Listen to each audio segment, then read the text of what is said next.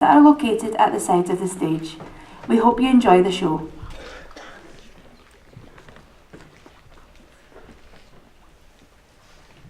Whoa! Master Davy? Han! Han, there's some bags still to come off the cart. This is my brother Daniel's boy. Han, this is Master Davy Copperfield, my very own Master Davy. Honest Han, it's like we've been on the road forever. There were so many things delivered on the way. Up lanes and down lanes, parcels and packets, and even a bedstead for some tavern.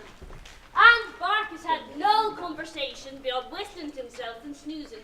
Tis well the horse knew the Yarmouth road.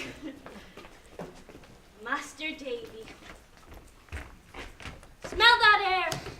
Fish and pitch and tar and oakum, and sailors. Proud I am to call myself a Yarmouth floater. No one can doubt that Yarmouth is the finest place in the whole universe. It's awfully flat, Peggotty. And the land and the sea are all mixed up. Look! It's a big black boat sailing on the ground over there. Your big black boat is our house, Master Davy. Your house? Aye, she sailed the sea 1,000 times. Now she's got a roof, a door and windows by her side. Tables and chairs and a chest inside, and a clock, and a painting with a lady with a parasol.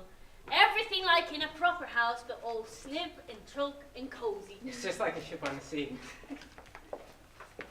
Master Davy, sir! Glad to see you. You'll find us rough, sir, but you will find us ready. Well, say hello, Emily. Hello. How do you do, Mr. Peggotty? I am sure I shall be happy in such a wonderful house. And how's your ma, sir? Did you leave her pretty jolly? That we did, Dan, as jolly as may be.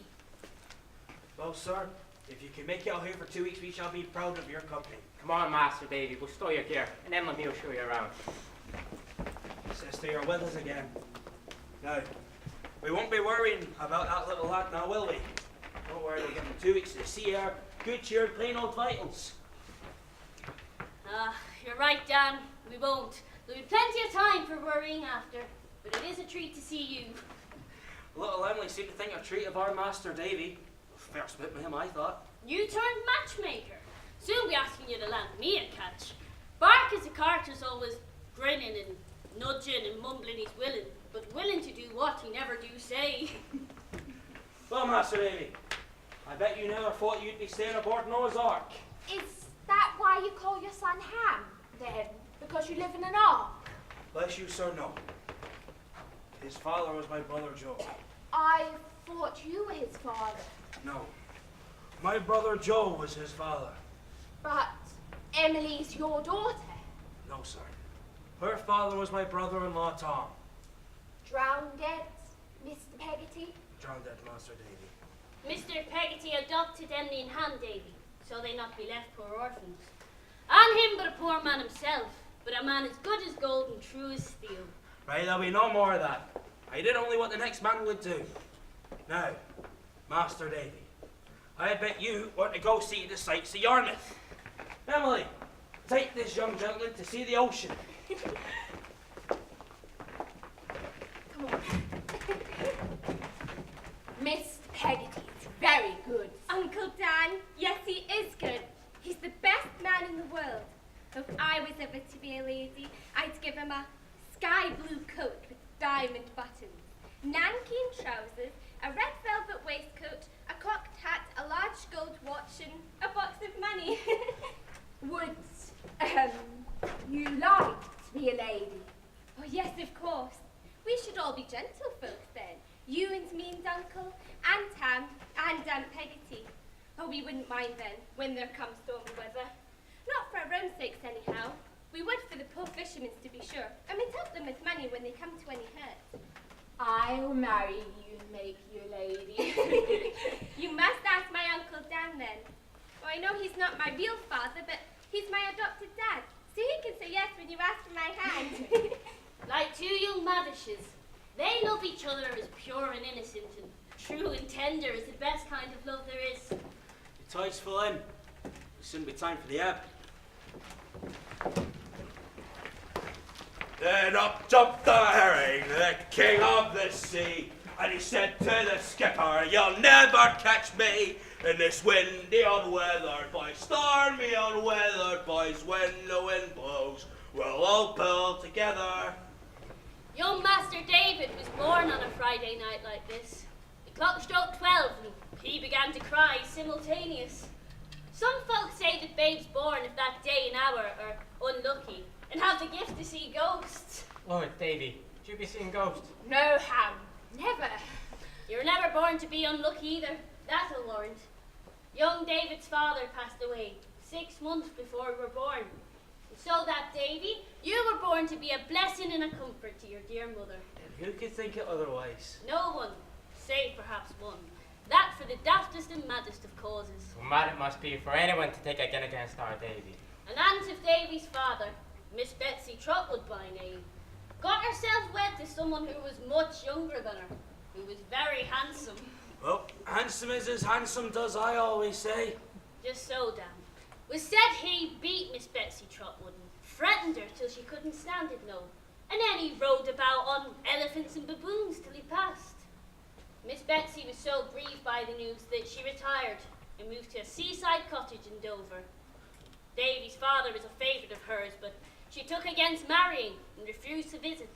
That was until the afternoon of a particular Friday.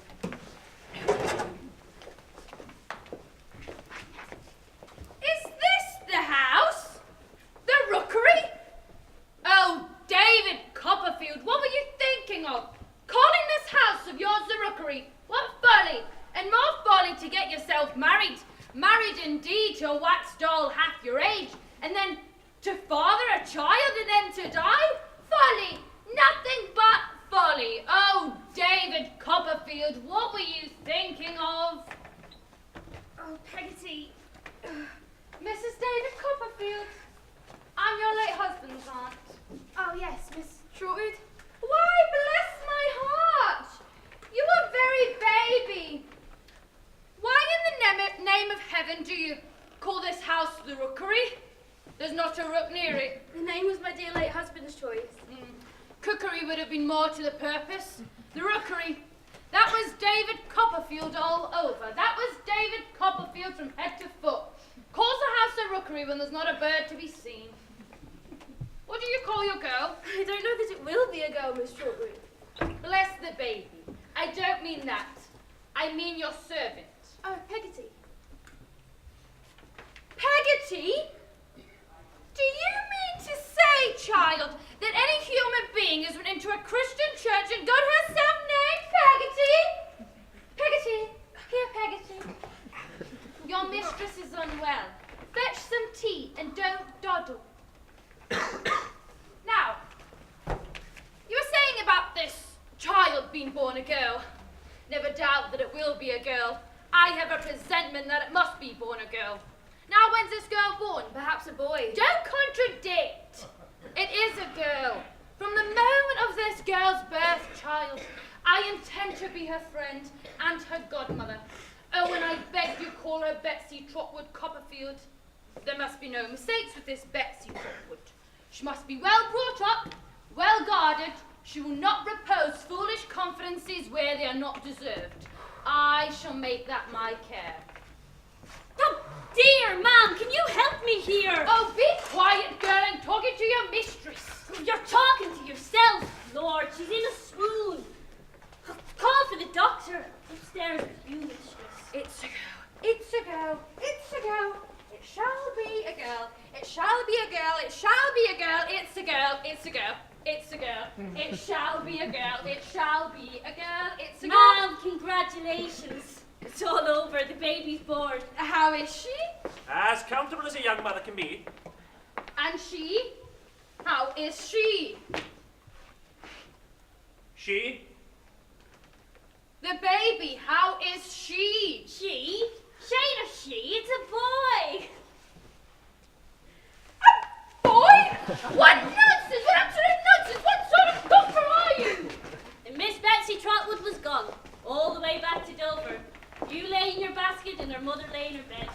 That was the last we ever saw or heard from Betsy again. What? Oh, 'cause Master Davy's a boy. What country daftness? I bet you're glad that he wasn't born a girl. As Davy's content Emily is. What a fine little couple they make. beautiful they are together. Perfect couple. They'll play and sing on the beach all day, picking shells and pebbles. Young Emily will break her heart if you don't promise to come back, and write her until you do. Yarmouth and the sea will fade from our sight, and the salt tang of the air will be lost in the dusk of the country. We're home, Peggotty. We're home. Look, look. Where's Mother, Peggotty? Why hasn't she come to meet us? Master Davy, I've got something to tell you. What's happened? Where's my mother, Peggotty? She's not dead, is she? It's not something bad, Davy. It's something good. What do you think, Davy? You've got a new father. A father? A new one, Mr. Murdstone. Mr. Murdstone? My new father? Peggotty, I don't want a new father. David! Clara, control yourself, my dear. Always control yourself. Oh, David, my boy. David! Come here. How do you do, David? How do you do, Mr. Well, Murdstone, David, sir? but you must not call me Mr. Murdstone anymore. You must now call me Father. Sir. Father. Good. You may kiss your mother. Clara, control, firmness. Oh, David. Now, is this firmness, David? Come here. David, if I have a horse or a dog to deal with, and it is obstinate, do you know what I do? I beat him. I make him wince. I make him smart. I say to myself, I'll conquer that fellow, and if it costs him all the blood he has, I do it. No son of mine will show weakness. Now tell me, what is that upon your face? I think it must be Dad, sir.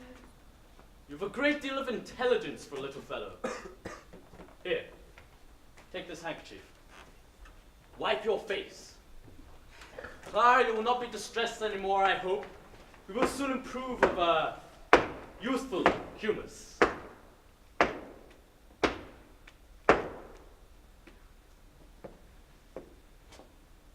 Is that your boy's sister-in-law?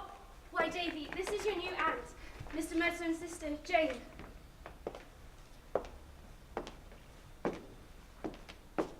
Generally speaking, I don't like boys. How do you do, boy? Very well, Mum. I hope you are well. He wants manners! Now, Clara, I am come here to relieve you of all the trouble I can. You're much too pretty and thoughtless to have any duties imposed upon you that can be undertaken by me. If you'll be good enough to give me your keys, I'll manage the household in future. There's hardly any need for that. I managed well enough before I was married, and I'm sure I can continue to manage now. I know my own house after all. Your house? Of I see. course, now it is our house. Let there be an end to this. I go tomorrow. Edward, I'm sure I don't want you to You astound me, Clara. I knew I married someone inexperienced and artless, and hoped to form that person's character and infuse it with some amount of firmness and decision. But when my sister is kind enough to come to my assistance, to assume for my sake a condition something like a housekeeper's, and meet from that person a base ingratitude, I say, oh, my feelings may be chilled and altered. Edward, pray don't say that. Let us be friends. I could not live with coldness and unkindness. I know I have many defects, and it is very good of you to try and correct them for me. I can hardly object to Jane's desire to help me also. Let there be no more harsh words. Give me your keys, Clara. Jane, this has not been your fault. You were betrayed into it by another. Edward! Clara! This is not a fit scene for a little boy to witness. David, go to your room. From this point on, Mrs. Copperfield will never give another opinion without first appealing to her sister-in-law, or first finding out where her sister-in-law's opinion is, and and she'll always have an opinion, and a harsh, unbending one at that. She began her kind assistance when she first moved into the house.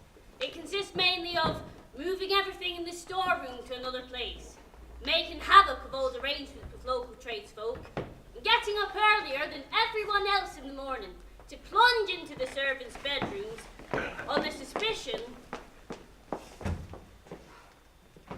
on the fixation they had a man concealed in the premises.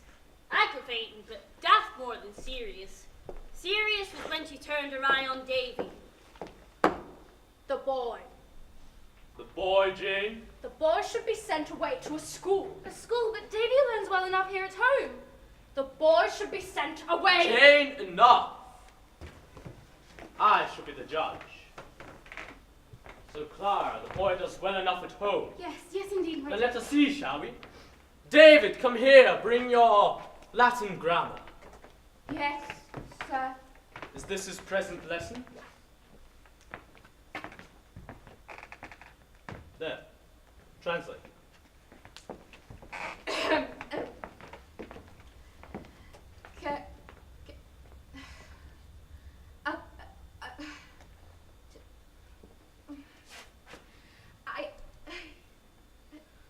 He does not know it. Davy. Don't say, oh, Davy, Davy. That's childish. Be firm with the boy. Either he knows his lesson or he does not know it. He does not know it. Perhaps not all. Then let us make him. Go to your room, sir, and learn this. Now, Clara, his lesson shall be learned. He shall be shut in his room until it is, and you must not visit him or permit him to visit you. Have no fear, Clara. We shall instruct him. Doubtless he is too much used to play. Children are by nature vicious. Vicious? I recall once a child was set upon the Lord's disciples. You forget your place. It is in the kitchen. So Davy will be locked in his room, under the merged stone's instructions. And the endless stone dullness of confinement might stupefy his mind, but for the providence of his dead father's books, hidden under the bed, ignored by his tormentors. These are not the granite, add, subtract, translate, divide. These are Robinson Crusoe, Don Quixote, the Arabian Nights, Roderick Ransom and Peregrine Pickle, a glorious host which keeps his fancy alive and keeps him company. If these books in the end don't keep him from the grinding Murdsons.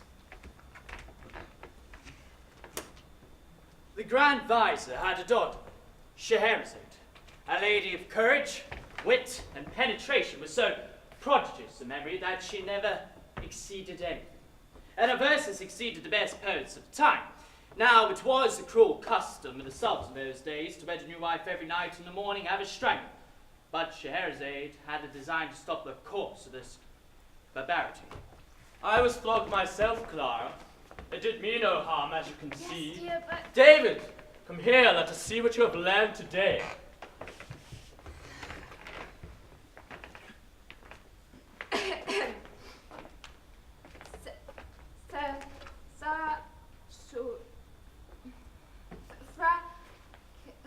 He does not know it. Davy, Edward. We can hardly expect Clara to bear with firmness the worry and torment in which David has occasioned her. Take her outside, Jane. David, come here. Please, Mr. Murdston, sir, don't Come beat me. here. I have tried to learn honestly. Come here! Ah! You vicious little brute!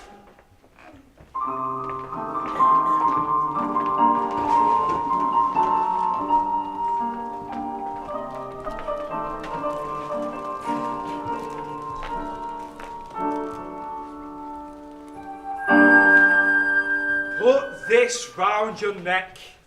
Take care. He bites. If you please, Mr. Creakle, sir, isn't this for a dog? No, Copperfield, it ain't for a dog, it's for you. Mr. Murdston's firm instruction. Watch out, he bites!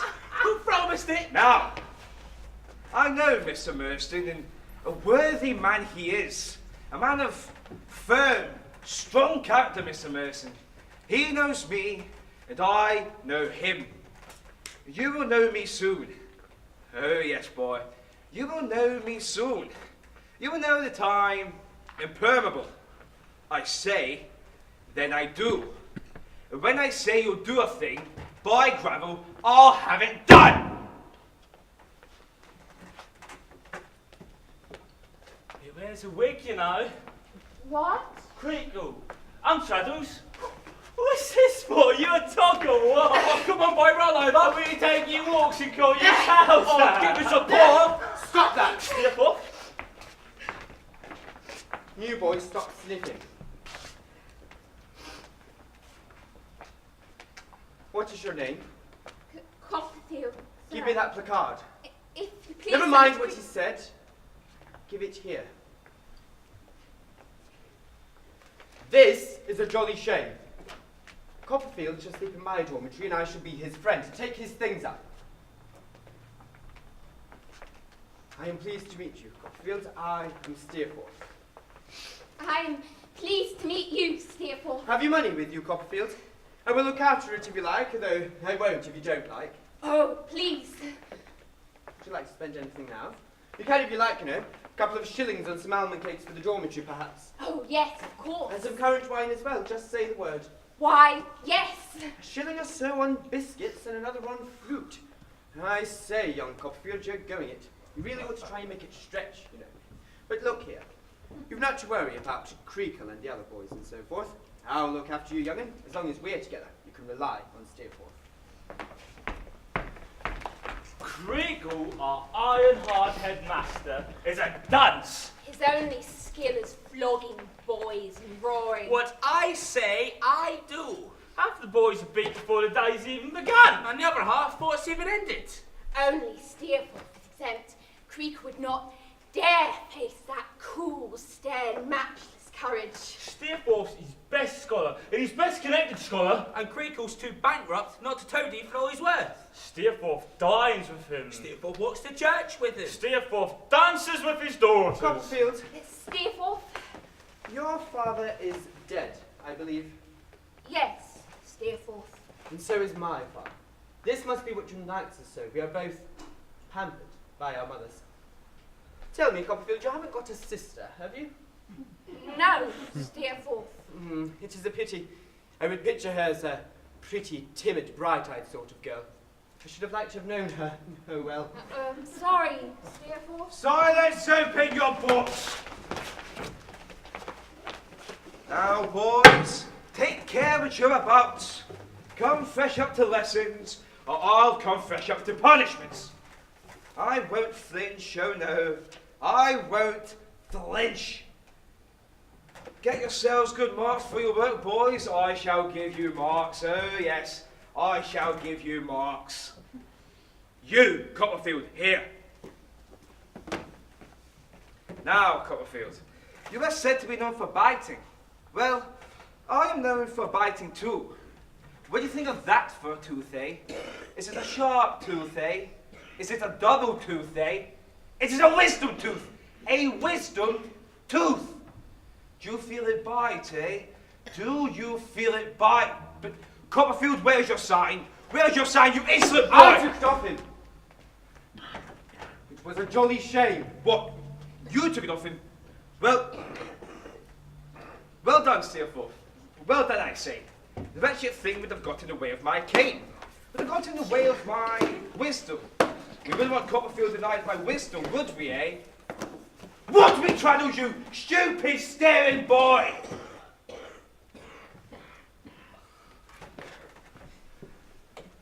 I think we've had enough of Creakle's wisdom for one day. Only 4 months, 3 days, 1 hour left. Then what? Oh, Christmas I holidays. shall expire of boredom long before then. I suppose it is pointless to inquire if anyone has any intelligent entertainment fit for a gentleman. I know a trick with a lightly taper. Intelligent entertainment fit for a gentleman, I said. If please, Steerforth, Yes, Copperfield? I read some stories with good heroes. Ali Baba, the Arabian Nights, Don Quixote and Oh, such. yes. Well, I think I could tell them over if you would like. They are very clear in my memory. Tell me, Copperfield, do these heroes have much to do with Latin grammar? No, none at all. Oh, get the ears box for Greek primers. Never. Then I appoint you our chief storyteller. You must keep our spirits high until the holidays, and bring escape to the love and the kindness of our families. Well, there was this man called Sinbad who lived in Arabia. Sinbad was a great sailor, and I went on lots of voyages to strange lands where he had exciting adventures. And once upon a time, he and his companions came upon a desert island where they saw a great, huge, big white egg, the size of a church, lying on the sand. Now, this was the egg of the biggest bird in the whole wide world, a giant rock. Before Sinbad could stop them, some of the sailors threw stones at the egg and broke it. And all at once, the island went dark and cold. A huge shadow blotted out the sun. The rock was coming. Sinbad and the others fled back to the ship, hauled up the anchor and set sail. But all too soon, the giant rock came flying after them with what looked like half a mountain grasped in its massive talons. And when it was right above the ship, so that the sailors below could hardly see the sky, it dropped the mountain, and the poor little ship was swamped.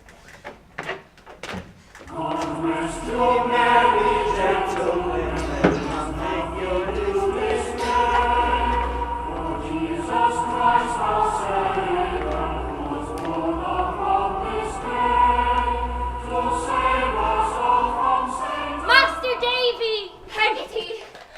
Oh, Master Davy, my love, let me look at you. My, how you've grown! Mistress Copperfield, Master Davy's home! David! David, my boy! Oh, look at you. What a little man you're becoming. Oh, David, I have such a wonder to show you. Come with me. This tiny little thing, David, is your new baby brother. Is he not beautiful? Oh, Mother, he is perfect. Hello, baby brother. Oh, what a loving boy you are. And what a loving brother he'll be. Peggotty, I've a message from the carter who fetched me home. He says to tell you Barkis is willing and waiting.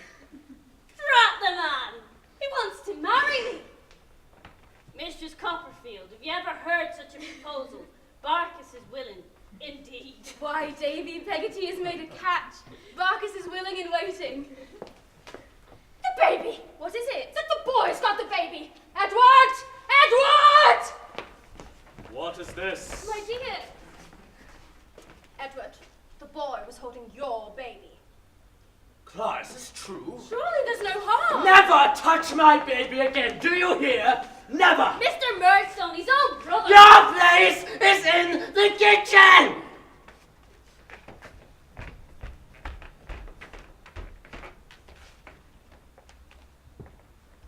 How long are you here for? A month, sir. I beg your pardon, sir. I'm very sorry, sir. I did not mean to... Starting when? Today, Aunt. Good. That's one day off then. There's a stiff Latin task waiting for you in your room. I'll bring another to you tomorrow. You will keep to your room, sir, and you will not distress your mother. She's too busy with our new child. And I forbid you, absolutely, to visit that creature in the kitchen.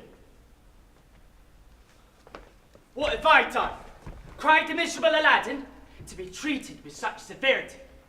I have my reasons, said his uncle, and I supply the place of your father. And Aladdin grew afraid and prayed that his uncle would help him from the darkness of the cave. Give me the lamp, said his uncle. Give me first the lamp.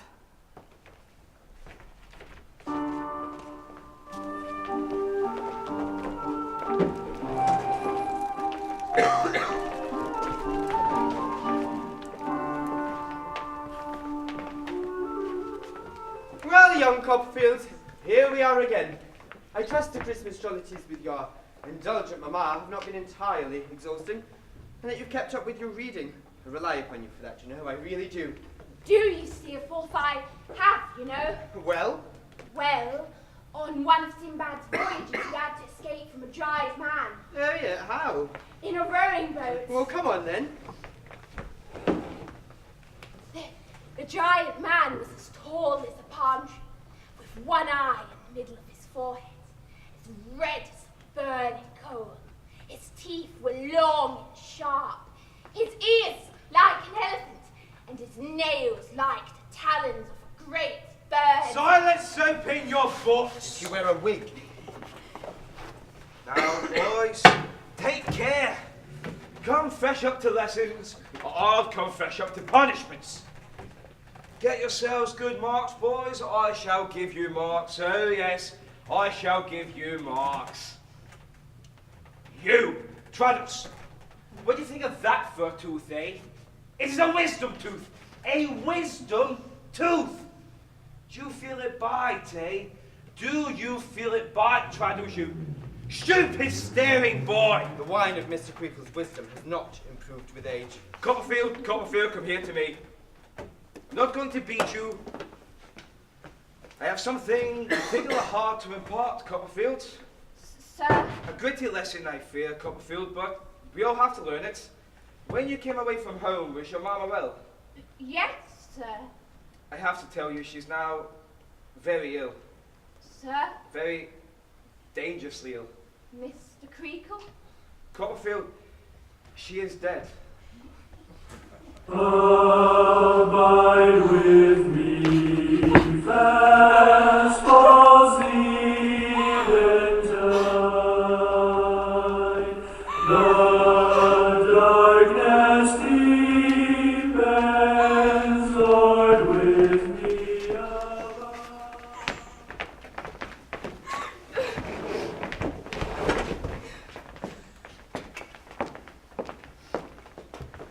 I have given that Peggotty creature notice to quit. She has requested that the boy go with her to Yarmouth for 2 weeks. He will be idle there. Idleness is the root of all evil. He will be idle here. Cannot he be returned to school? Are we to be plagued by his sullenness at home then? I have suffered enough discomfort. Let her have him in Yarmouth. Pack your bags, boy. You're leaving.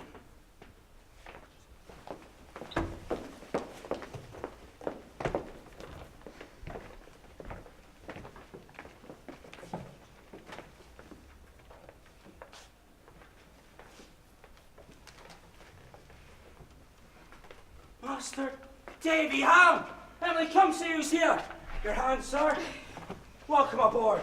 We're a rough family, sir, but we are a true family. And a family that's ready enough for you if you'll drop anchor with us. Oh, Mr. Peggotty, I'm ready for your family. Well said, Master Davy. You, me, Ham, and little Emily all together. What a pass have come to that a young gentleman like our Davy should need us for his family. And then what about that great aunt of his? Betsy Trotwood, what good to him is she? She's sulked in Dover ever since he had the audacity to be born a boy. Where is little Emily? Oh, she's a hiding, she is.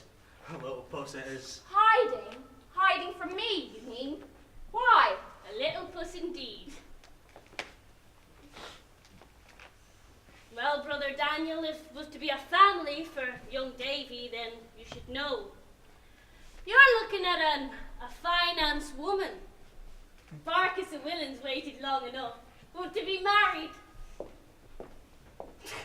My life! Clara! Marriage! Oh, Davy! Oh, it's you, is it? Emily. Oh, Davy, you are a silly boy.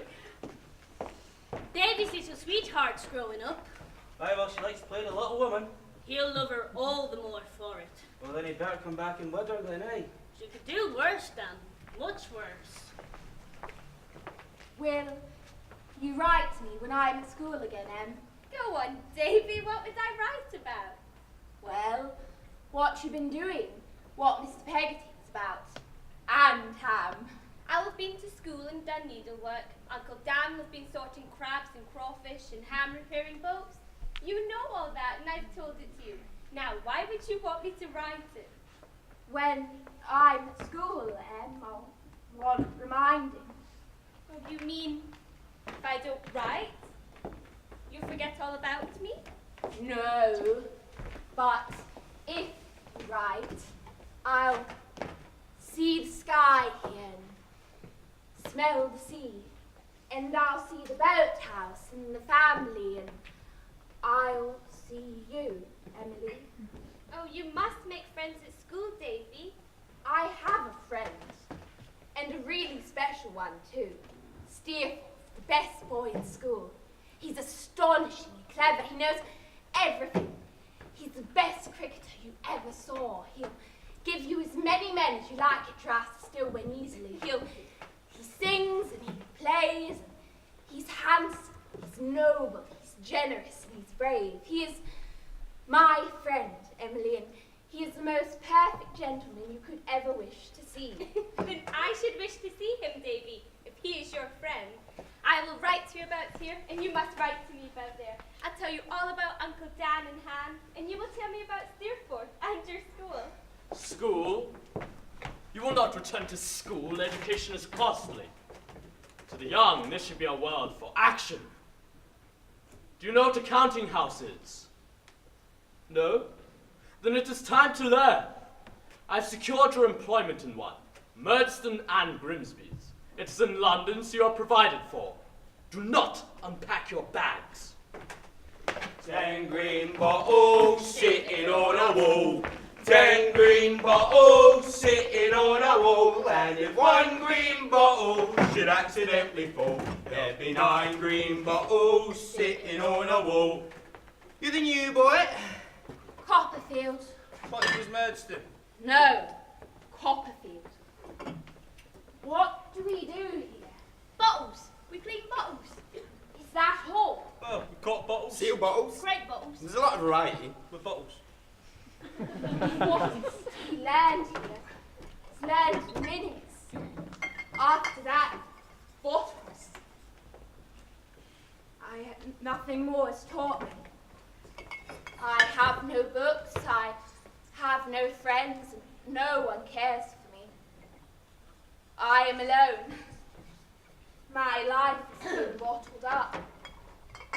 When the cork is quite pushed home, I'll be with them in the song. Oi, Coppertop, there's a man here for you. Oh, thank you, Mr. Micawber, my dear Sir Micawber. I have received a letter from the excellent Mr. Grinby, which desires me to receive you as a paying guest into an apartment within my domestic habitation. This residence is to be located at Windsor Terrace on the city road of this great capital. In short, I live there, and you are to lodge there. Under the impression that your peregrinations in this metropolis have not as yet been extensive, and that you might have some difficulty in penetrating the arcana of the modern Babylon. In short, you might get lost. I shall call again this evening and install you with the knowledge of the nearest way. I beg to wish you a good day, Master Copperfield, sir. I will intrude no longer. Oh, cock me in a bottle. What was all that about? Oh, Cop's got new lodgings, methinks. 10 green bottles sitting on a wall. 10 green bottles sitting on a wall. I never thought, when I lived with Mama and Papa, that I should ever find it necessary to take a lodger. But Mr. Micawber being in difficulties, all considerations of private feeling must give way. Yes, Mum. Mr. Micawber's difficulties are almost overwhelming just at present. But no, Mr. Copperfield, I shall never desert him. Yes, indeed, Mum. If Mr. Micawber's creditors will not give him time, why, they must take the consequences, and the sooner they bring it to an issue, the better. Blood cannot be obtained from a stone, neither can anything at present be obtained from Mr. Micawber. But I must not trouble you with our concerns, Mr. Copperfield, though I know I can rely on your discretion. Oh, yes, Mum. Yes, indeed. Pay us, Micawber! Where's our money, Micawber? Give it back! I can stand this mortification no longer. I'm a gentleman after all, with gentle sensibilities. My love, one last look upon your lovely face, then. Oh, no! There is no other way, my love. Oh, hello, Copperfield. Settling in. Yes, thank you, Mr. Micawber. Perhaps you would do me the honour of taking a veal cutlet at our table this evening. Give us back our money, Micawber! Give us Micawber! I shall throw myself on Blackfriars Bridge! This is Don Quixote. I shall polish my shoes into lamb chops. Sinbad the sailor. The silver spoons Mama presented me. Some more mail, Mr. Copperfield. Perhaps you could carry them to the pawnbroker. Where is he? Where is he? Game! Gentlemen, wait! You could let me have a shilling to tip the porter. Even now, the sapience is best kept on. See, I've written a bill. Says she refused the place. With Mrs. Micawber on most strict terms to honour that oath and restore that shilling to you upon the first opportunity. You had this coming, Micawber. Farewell, Copperfield. Get in! Farewell. Ali Baba. Oh dear, Mr. Copperfield, touch to me. Whatever's the matter, Mrs. Micawber? Mr. Micawber, as arrested and carried to the King's Bench prison, we have fallen, never to rise again. My love. My love, I will never desert you. Take warning by my fate, young friend, I conjure you. If a man has £20 and spends £19, 19 sixpence, he is happy. But if he spends 21, he is miserable. Perhaps Mr. Copperfield could join us for supper on Saturday. Oh, say yes, Mr. Copperfield, say yes. We will not take no for an answer. My dear, what a splendid idea. I will never desert you. My love. My love. An evening promenade, my friend? A game of casino, Mr. Copperfield. The Micawbers, my new Arabian Nights.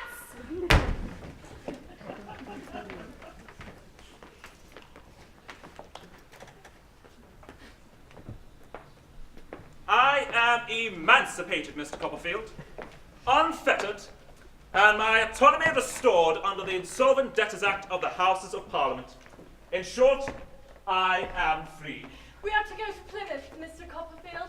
My family hope to find a place there for Mr. Micawber and the Customs House. Mr. Micawber shall flourish in that interesting business, for he is a man of indisputable talent. And if a place does turn up, I shall be ready. Oh, Micawber! My love. I will never desert you. Do not for one moment think it. I never will do that. Oh, rest assured, my love, I never thought you would. No, don't ask me. I never will. Mr. Micawber has his faults, Mr. Copperfield.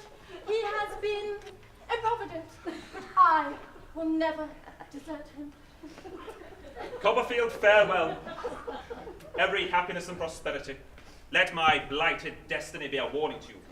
And if anything does turn up, of which I'm actually rather confident, I shall be more than happy if it is in my power to improve your prospects.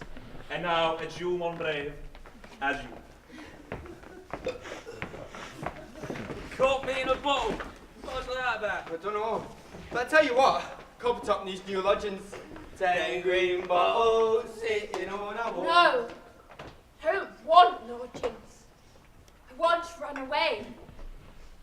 Can't go home. I can't go to Peggotty. Murdstone would look for me there straight off, and Yarmouth would be pretty soon after.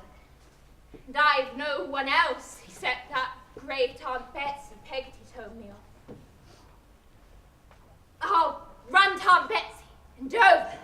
Like Sinbad, I'll find safe harbour if I never give up hope. Please, sir, can I have a ride? Sinbad, beware of the old man of the sea! Where did you get the shilling, you varmint? I'll fetch the police. Please. I need some money. Let's have a look at that tailcoat then. Giant bird with wings so huge to blot out the sun. Get out of my shop, you thieving ragamuffin! My money! The ship is sinking, Sinbad, the ship is sinking! Waves like mountains. What good are all your diamonds now? Alms for the poor in Allah's name! Oi, what's this? Begging, are ya? You're nothing but a thief, damn you. What game are you on? They're cannibals, flee for your life, they're cannibals! Let's have a look at those boots then. That's my brother's. Give it here. You're alone, Sinbad. The ship has sailed without you. You're alone on this desert isle. How many times have I told you, boys? No donkeys and no boys! If you please, Miss No Trotwood. donkeys and no boys! Aunt Betsy, if you please, I am your nephew. What? My nephew? David Copperfield. You were there when I was born. So my dear mamma. She is dead now. And I've been very unhappy. I was taken from school and sent to work as a warehouse boy, but I've run away. I've been walking for 6 days. All my things have been stolen and I've been sleeping in haystacks. Run away? Run away to you, Aunt Betsy. Please, don't send me back. Please, Aunt Betsy. Mr. Dick, I wish to speak to you! Miss Trotwood. Mr. Dick, you're not to be a fool now. Yes. No. Mr. Dick, have you ever heard me mention David Copperfield? David Copperfield? This is his son. He has run away. If he'd been born a girl, he would not have run away, but he has. No. Yes. So, Mr. Dick, this is young David Copperfield. David, this is Mr. Dick, a good and trusted friend. Now, I put it to you, Mr. Dick, I want some advice. Some very sound advice. Young David Copperfield, what shall we do with him? Oh, well, I think that I should, run the bar. Mr. Dick, you set us all right. Beat the bath. Whatever possessed that poor unfortunate baby, his mother, that she must be married again? Well, perhaps she fell in love. Fell in love? What? To fix her simple dog of a man, certainly a user. She had had one husband before. She'd given birth to this child. What more could she want? Oh, and where is this child's sister Betsy? Not forthcoming, not forthcoming. And then she marries again, marries this, murderer or some such name. And then there's that woman with the pagan name. She goes and gets married. Has she not seen enough of evil attending such things? Look, Mr. Dick, I've got another question I want to ask you. Young David Copperfield, what shall we do with him now? Oh, well, I think that I should, put him to bed. Mr. Dick, you set us all right. Put the child to bed. Boy, young David Copperfield. So like your poor mamma. Your flinty old Betsy Trotwood has decided that she can't have her nephew prowling and wandering. She's going to take you in and defy these Murdstones. I shall adopt you and set my lawyer Wickfield in Canterbury to find you a school there. Hooray! Mr. Dick, you are not to be a fool. To make up for not being born a girl, the boy shall be called David Trotwood Copperfield. What do you say to that? Who? Oh, well, I think that, a new name goes with a new life.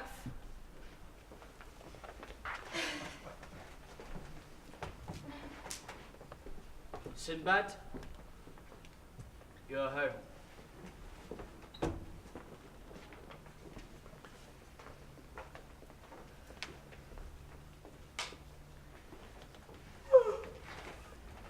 A gigantic bird, wings so huge it blocked out the sun. What do you think of this for a kite? I think it's beautiful, Mr. Dick. I made it myself. Most people think I'm a fool, you know, but not your aunt, no. We can fight together, you and I. Why is there writing on it? Oh, well, these are the facts of King Charles I and all his troubles, and how these facts are in my head. Well, because he's lost his head, and I fly the kite ever so high, and the King Charles facts get blown away by the wind. I see. I'm not quite sure where they'll land, but I take a chance with that because it's fun. Come on. Hurry up, Master David. Coming. This way. Come on, Master David. Hurry up, David. Catch up. David Trotwood Copperfield, you must receive an education befitting a gentleman. I have called my lawyer Wickfield and secured your place at the school of the excellent Dr. Strongs. We shall make a young David a proper gentleman. What do you say to that? A proper gentleman. David, a proper gentleman. Well, then I think I should dress him. Mr. Dick, you set it all right. We can't send this boy into society in rags and cast-offs. A waistcoat. Nothing too fanciful or Frenchified. Indifferent I may be to public opinion and the vagaries of fashion, but no proper gentleman is without a waistcoat. Now, David, though your new school is in Canterbury, you're not to be afraid that I am sending you away. This is now and always will be your home. And I have no intention that David shall board with strangers in a strange town, not after the life he's endured. He shall lodge with Mr. Wickfield and his daughter Agnes as one of his family. It's a capital house for study, quiet, roomy, prettily furnished with a piano and a whole library of books. Mr. Wickfield is a retiring, gentle soul. Then there's his daughter Agnes. Little Agnes Wickfield has been her father's housekeeper ever since her mother passed away. Why, David, you're so alike she might be a very sister. I'm sure she'll welcome a companion of her own age.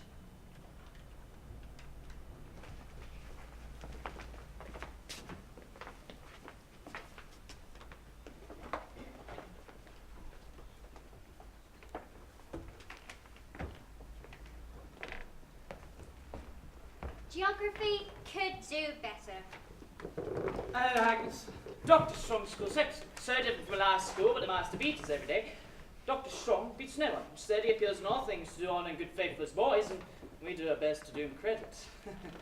Mathematics, very good. Latin.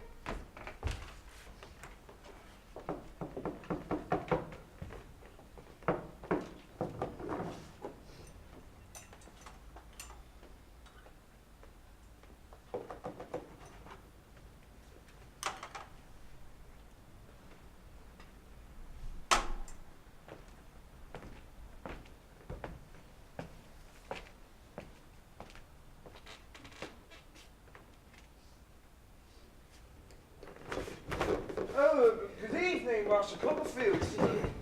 Oh, Mr. Whitfield told me to expect you. My name is Heap. Uriah Heap. How do you do, Uriah? How do you find the school, Master Copperfield? Your old Dr. Strong's an excellent man, Master Copperfield, and Mr. Whitfield is the most excellent man. If that's what I'm searching, Uriah, please take me into his home to oblige my aunt. Your aunt is a sweet lady, Master Copperfield, a sweet lady. I suppose you stopped here some time, Master Copperfield? But I believe I'm to be brought up here. It's not if I remained at Dr. Strong's school. I should think that then you were coming to the business, Master Copperfield. What? Mr. Wakefield's business, Uriah? I think not. No such scheme is entertained in my behalf by anybody. Oh, Master Copperfield, I should think you would. Miss Agnes, good evening to you. Still here, Uriah. You were surely finished your accounting age ago. You must not keep Master David from his studies, you know. Oh, Miss Agnes, Master Copperfield, I hope I know my humble place. I would not dream of... I've set a little supper in the kitchen. I'm sure there's enough for 3. I know you're humble, Uriah, but I think you may be hungry too. If I'm to be your sister, David Trotwood Copperfield, you have to tell me everything that happens to you at Dr. Strong's school, all about your family of friends of Yarmouth, about your childhood sweetheart, Emily, and the admirable Steerforth. At last, Davy has found his family and a proper schooling with the Dr. Strong. And he's grown into a man and a proper young scholar. In the end, he was Dr. Strong's head boy, and a very Steerforth to the other boys. Agnes Wickfield is a true heart, and she'll keep a proper eye on our Davy. that I'm certain. All is well with the boy, and now it's time for me to turn to my new task. Willing Barkis has become a doing Barkis, and I am a married woman now, Clara Peggotty Barkis, if you please. My first care must be my new husband. And now, if Barkis is for doing, he'll find me more than willing. Tell me about Miss Shepherd, your partner at the dancing school. Oh, how I loved her. A round face, a flaxen hair. Once I kissed her in the cloakroom. I bliss unblemished. Until you met Miss Larkins and discovered silk cravats. Miss Larkins was a reputed beauty. Miss Larkins was 28. Agnes, you're cruel. David, I am honest. Agnes, what should I do without you? Who should I turn to for advice? Mrs. Agnes, Master Copperfield, forgive my unseemly intrusion, but is Mr. Wickfield... Father! He's a little, distressed. No, David. He would not wish you to see him like this. The sad memory of his late wife has brought to his mind. He has refreshed himself with some claret and is confused somewhat. I will try and help him to his room. You're working late tonight, Uriah. I am improving my legal knowledge, Master Copperfield. I've been going through Tid's practice. What a writer Mr. Tid is, Master Copperfield. You must hope to become a great lawyer to bury yourself in such dry study. Me, Master Copperfield, no, I'm a very humble person, the humblest person going. Let the other be who he may. How much am I to be thankful for in working for Mr. Wickfield? Indeed, Mr. Wickfield is most generous. I know it, and I am thankful for it, Master Copperfield. This very night, in his generosity, he has promised to make me his clerk, that I might indeed become a lawyer of an humble sort, which would otherwise not lie within my lowly means.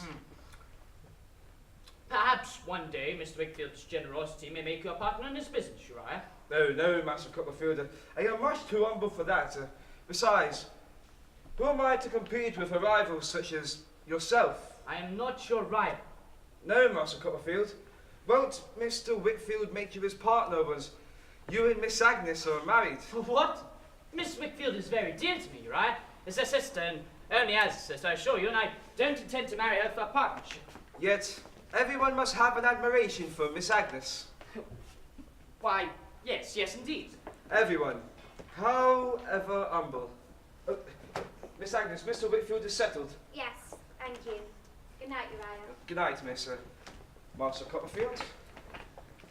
Agnes. Father has retired for the night. Memories of Mamma was affected him cruelly. A wine bottle offers him a little solace, but never enough, I fear. Where were we? I was undertaking always to turn to your advice. I'm concerned for Mr. Wickfield. Don't be. He works too hard. That is all. Do you find my advice so sound that you'll always seek it? You're always right. When you're checking my follies, you always make me laugh. I shall never cease to love you. You talk as if I were the late Miss Larkins. Well, of course.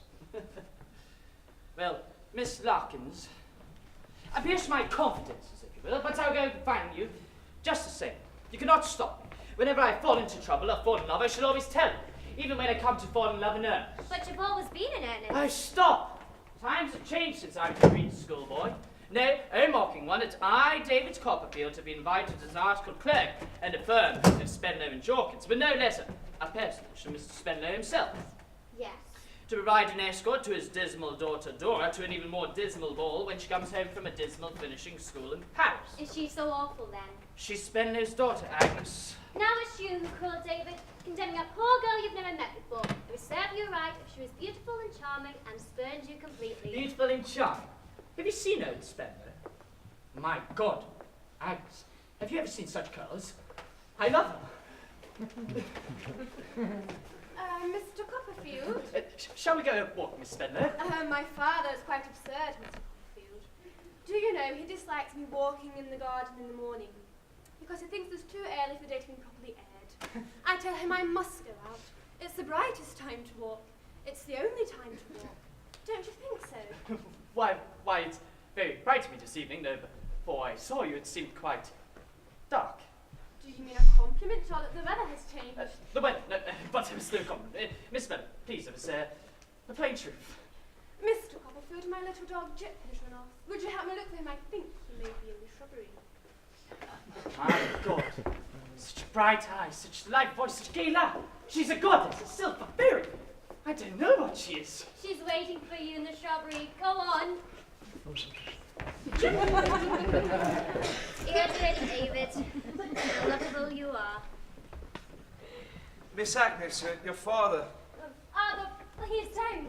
Mr. Whitfield is struggling a little with Dr. Strong's private papers, Miss Agnes. I think it would be better if you persuaded him to retire to bed. He is considerably fatigued, Miss Agnes. He seems easily confused. He can't do Dr. Strong's business. He must go to bed. Uriah, what are we to do? Miss Agnes, leave the business with me. Let Mr. Whitfield enjoy his claret like a gentleman, Miss Agnes. Leave everything to me.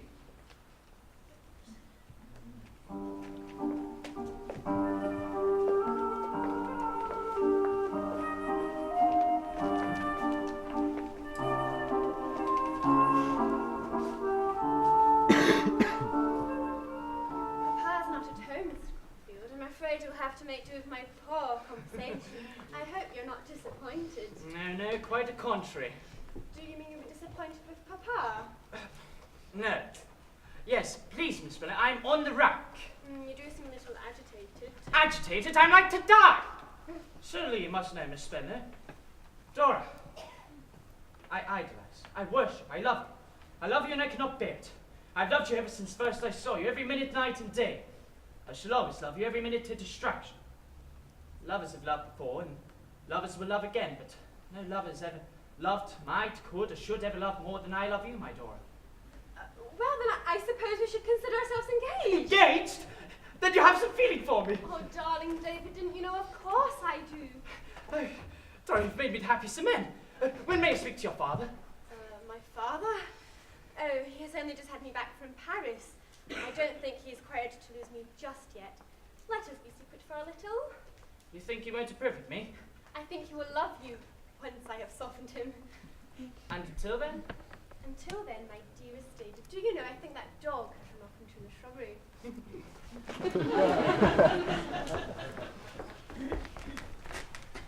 Agnes, she loves me. We're engaged, secretly, of course, but not dishonorably. Our father will know when it's time. Engaged to Dora. She loves me. She loves me. Dora loves me. My God. It's little Copperfield. What? I do you beg your pardon? Well, I see you don't remember me then. My Steerforth, my very dear Steerforth. I never was so glad. So we have observed. An affair of the heart, I believe. I'm overjoyed to see you, Steerforth. What do you do here? Well, my ever-indulgent mamma has made me a college man at Oxford. I get bored to death up there, so I have drifted out of town in search of entertainment. You know, Copperfield, you're exactly as you used to be, not altered in the least.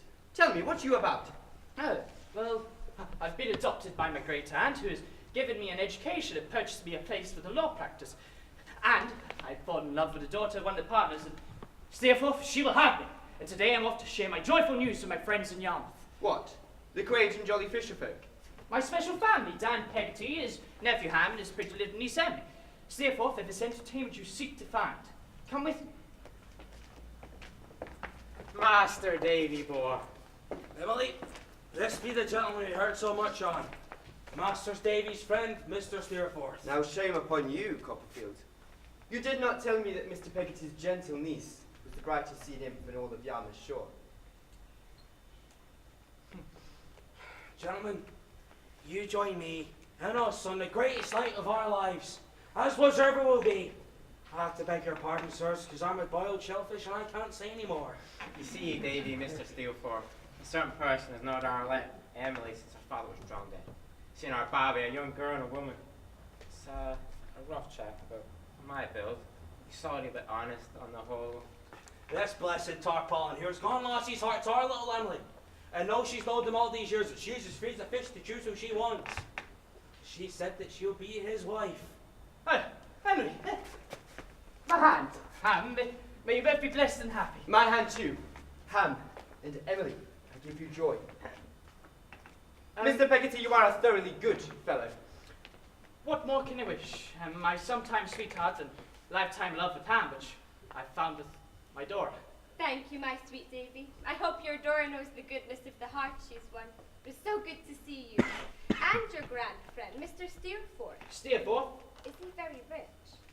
I am quite halfway at sea. Quite halfway at sea. What is the matter? Why go against the tide? Why not make sail if the current favours? Ham, I am resolved to buy a boat, and I would like Mr. Peggotty to be her master, and to teach me to be a salty sailor. Well, then this way, sir. This way. Aunt, what an unexpected pleasure. David, my dear. Aunt, listen, I have some wonderful news for you. Fancy yourself in love, don't you, David? Fancy Aunt Betsy, I adore her. She isn't silly, David. We're young and inexperienced, I know. David, I have some hard news for you. Have you learned to be self-reliant and firm? I hope so. Yes, Aunt, why? David, my love, I'm ruined. What? I have lost almost everything I have in the world. But how ruined?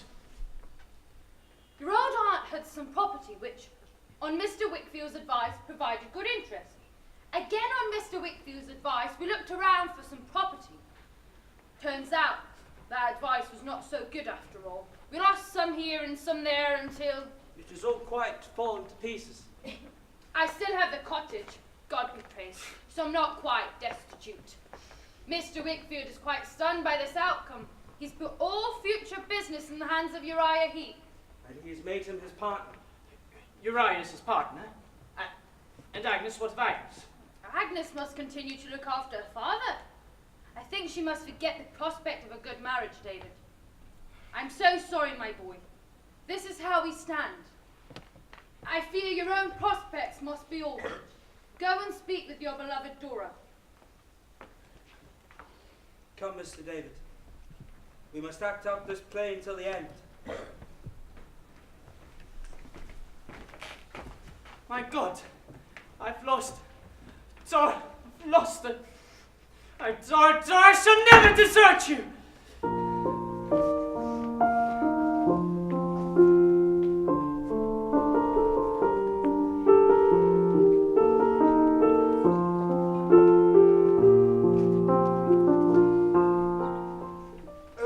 Miss Agnes. Uriah, I must congratulate you. Oh, Miss Agnes, thank you, thank you. I know you must find this business disagreeable. Disagreeable? Why should I?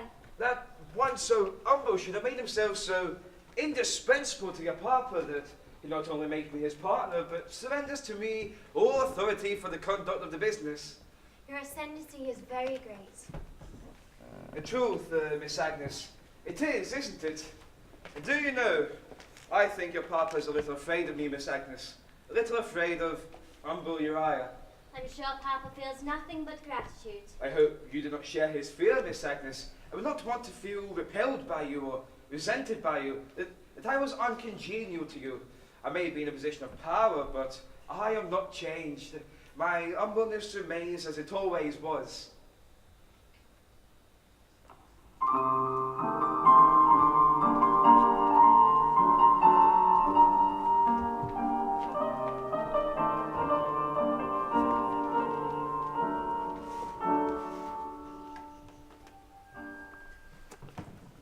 Master Davy boy. Who is it? It's me, Master Davy Ham. Why, what brings you all the way from Yarmouth, Ham? We're a long way from sea here. Has something happened to Peggotty or your Uncle Dan? No, they're well.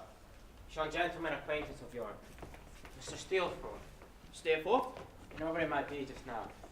Steerforth? No, I haven't seen him since we last came to visit you. Why? It's Emily. The love, the hope, the pride in my heart that I would die for. She's gone. Gone? What do you mean gone? She's run off, Davy boy. She's run off with your Mr. Steelforth. We will now have a 15-minute interval.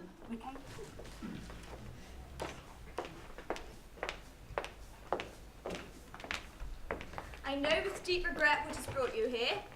Now tell me, what do you want of me? Mrs. Steelforth, your son has done my niece a great wrong. And I've come to know, Mum, if he'll keep his word. He will not. Then why not? It is impossible. He would disgrace himself. Miss Steerforth, he disgraces himself if he does not. You cannot fail to know that she is far below him. Well, then raise her up. She is uneducated and ignorant. Then teach her better then. Since you oblige me to speak plainly, Her humble connections render such a thing impossible. Hark to this, ma'am. If you save her from this disgrace, she will not be disgraced by us. Not one of us. Not one of us will trouble your great house. We'll be content to think her from far off. We'll be content to trust her to her husband until we're all like equality before our God. I repeat, it is impossible. Such a marriage would irretrievably blight my son's career and ruin his prospects. Nothing's more certain than it can never take place. If there's any other compensation... I am looking at the likeness of a face that has looked at me in my own home, smiling and friendly when it was so treacherous. And at the thought of that face as a burning fire, at the thought of offering money for my child's plight, it is as bad. Now, I don't know what it's like to be a lady, but this is worse. What compensation can you make for opening such a pit between me and my son? My son, who has been the object of my life, whose every wish I have gratified, from whom I have no separate existence. To take up in a moment with a miserable girl and to quit me for her? Is this no injury? Let him put his whim away and he is welcome back. Let him not put her away now, and he shall never more come near me. This is the separation that has been made between us. And is this no injury? I came here with no hope. And I take away no hope. I've done what I thought should be done. I didn't look for any good to come of it. Master Davy, I'm going to seek her. I'm going to seek my niece wherever she may have been taken. And if something should happen to me, these are my final words. My unchanged love rests with my darling child, and I forgive her. God bless you, Master Davy. Better fortune and better friends attend you. This is a fellow, Mr. Copperfield, to champion and bring here. He's a deeply injured man, Miss Steerforth. I would trample on the whole worthless set. I would have his house pulled down. I would have her branded on the face and dressed in rags and cast on the streets to starve. I would see it done. I would do it myself, you traitor. Emily, how have you been deceived? How could you do it, Steerforth? You called yourself my friend. Where may I turn now, parted from my fortune, friends, and family? Men beloved removed beyond my reach. Master Copperfield, you see you brought so low, Master Copperfield, is something I never expected. But things happen which we can never expect. Such things have happened to me in my humble station that it seems to rain blessings on my head. Mr. Copperfield. Uriah. I rejoice to see you, Mr. Copperfield, even under your present circumstances. But, Mr. Copperfield, it isn't money makes the man. I am unequal with my humble powers to express what it is, but it isn't money. Friendship, perhaps. True friendship. Friendship which has no regard for private place or the size of a purse. Well, Master David, you are sufficiently exalted in your person to understand such friendship. A lovely person like myself cannot say, but here I have an old friend of yours who shares your admirable sentiments. Mr. Micawber! Why, is it possible? Mr. Copperfield! Oh, my dear sir, this is a meeting calculated to impress the mind with a sense of the instability and uncertainty of all human endeavour. In short, it is most extraordinary. My dear fellow, how do you do? I thought you were in Plymouth, Mr. Micawber. We were in Plymouth, yes. But my talent was not suited to the Plymouth Custom House. In consequence, I turned my eye to the Medway coal trade, only to discover not only did that excellent business need talent, it needed capital. However, my young friend, you find me established now on a small and unassuming scale here in Canterbury. Mr. Heap is your employer? Yes, indeed, Master Copperfield, indeed. It was on hearing the fulsomeness with which he expressed your sentiments on friendship that I took him into my employ. I'll tell you what, my dear young friend. Your friend Heap might make Attorney General. If I had known that young man at the period of my budgetary crisis, well, all I can say is I believe my creditors would have been a great deal better managed.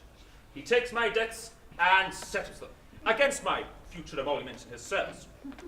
I understand there has been a change in your expectations. Uriah. No doubt Miss Agnes has intimated something of the business to you. I am glad she has noted it. And what a prophet it has proved you to be, Master Copperfield. Don't you remember saying once how I might become Mr. Whitfield's partner? I remember, though I'm sure I didn't think it likely. And do you remember, Master Copperfield, how you said that everyone must admire Miss Agnes? How I thank you for it, for you kindled the sparks of ambition in my humble breast, and rumbless of persons may be such an instrument of good. I hope to be such an instrument of good to Mr. Whitfield, how imprudent he has been. Imprudent, Uriah. Thank you, Master Copperfield. To hear you say Uriah, it's like the blowing of old breezes. Greatly imprudent. If anyone else had been in my place over the last few years, he would by now have Mr. Whitfield quite under his thumb. Quite under his thumb. There would have been a loss. There would have been disgrace. Mr. Whitfield knows it. May I make a little confidence in you, Master Copperfield? Miss Agnes. Miss Agnes, Uriah. Oh, how pleasant to be called Uriah spontaneously. Master Copperfield, with what pure affection do I love the grounds my Agnes walks on? Does Agnes? My Agnes. Does Agnes? Does you? Have you made your feelings known to her? Oh, no, oh, dear me, no. I'm only just emerged with my lowliness. You see, I rest my hope in her, observing how useful I am to her father, how I smooth the way for him and I keep him straight, and that she may come in his account to be kind to me. And if you would have the goodness to keep my secret and not in general to go against me, I shall take it as a particular favour. You see, Master Copperfield, where a person loves, a person is a little jealous. You're not still jealous of me, are you? No, Master Copperfield. I know your affection is that of, say, a brother or a cousin. Cousin? Like Mrs. John's cousin, Jack Malden, who lives with the doctor and his pretty little wife. Always with her on a visit, ordering and shoving me about. And now, I don't like that sort of thing. No, I don't. I'm not going to let myself be run down. Not before my Agnes. I ain't going to be plotted against. Never plots against you. I mustn't be put upon, Master Copperfield. I can't allow people in my way, and I won't. I have felt it incumbent upon me, Master Copperfield, to point out to Dr. Strong the goings on between his wife and Mr. Gentleman Jack Malden. That everyone who has seen them knows that the doctor's wife and Malden are sweet to one another. She only marries Strong for his money, and when he dies, she'll marry her cousin as fast as she can. My God, you villain! Copperfield! You dog! Oh, don't say that. I know you'll be sorry afterwards. I've always liked you, Copperfield, and I forgive you. You forgive me? I do. I've always liked you, and I will be a friend to you, in spite of yourself. Now you know what you've got to expect. Come, Micawber, Mr. Whitfield's business is waiting for us. Mr. Copperfield, have you taken leave of your senses? I am greatly indebted to Mr. Heap. I hold a position of trust with Mr. Heap. Any action, sentiment, or acquaintance incompatible with that function I cannot entertain. I therefore take the liberty of drawing a line in our friendly intercourse.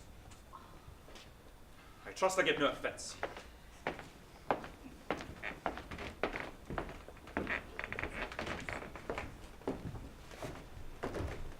There's nothing to be done, Agnes. There's God to trust in. Agnes, I know how much I love you, how much you owe you, so I know how much you love your father and spare him from misfortune. Please, Agnes, assure me that you wouldn't sacrifice yourself to a mistaken sense of duty, will you?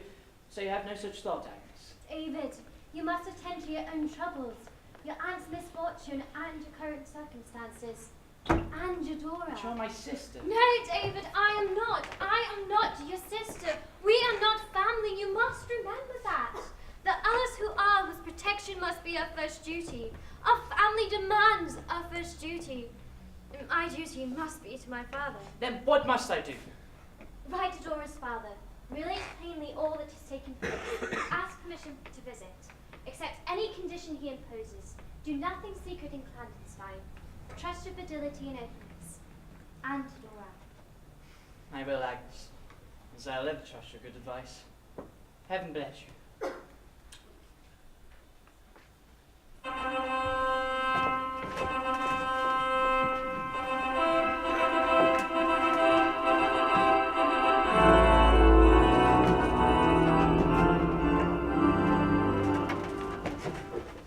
Well, are you happy now, you foolish boy? Are you sure you don't repent? I am happy now and amazed. You're always here. I don't have to scheme constantly for opportunities to be alone with you. I can't get ever be alone as a matter of course. No one to please but one another, and one another to please but life. For life, that sounds very serious. It is serious, and we must be serious about it. Sometimes. You're going to scold me. No, I'm not, my sweet. I'm only going to reason. Reasoning is worse than scolding. I didn't marry to be reasoned with. If you meant to reason such a poor little thing as I am, you'd have told me so, you cruel boy. Dora, my darling. No, I'm not your darling, because you must be sorry you've married me if all you want to do is reason with me. Your dinner's out! What insensitive time. I think you must stick to her, my dear. Oh no, please, I couldn't. Why ever not? Because I'm such a little goose and she knows it. Marianne, there's a soldier under the bed. My cousin, ma'am, he's visiting. Marianne, he'll be gone tomorrow. Marianne, the soldier's wrapping the silverware in the bed Right. sheets. That's right, ma'am. We're taking him to the cleaners. Marianne! Marianne! Marianne! They disappeared with the silverware and bed linen. Oh, I don't know what to do. Anyone we have anything to do with seems to cheat us. If I go to the shops, it's a signal for the damaged goods to be brought out. If I buy lobster, it's full of water. If I buy meat, it's sure to be tough. If I send clothes to the washerwoman, she pawns them. Perhaps we're to blame for not learning how to cook. Now you're going to be cross. No. Let me explain what I mean. We lose money and comfort and sometimes a good temper by not learning to be more careful. I fear these people turn out ill because we don't turn out very well ourselves. Did you ever see me take gold watches? What? Who said anything about gold watches? You did. You said I hadn't turned out well when you compared me to him. Who? The kitchen boy. What? The kitchen boy. The kitchen boy has stolen my gold watch. Oh, David, what a dreadful wife I am to you. Oh, whatever am I going to do? I am quite dizzy. Oh, whatever am I going to do?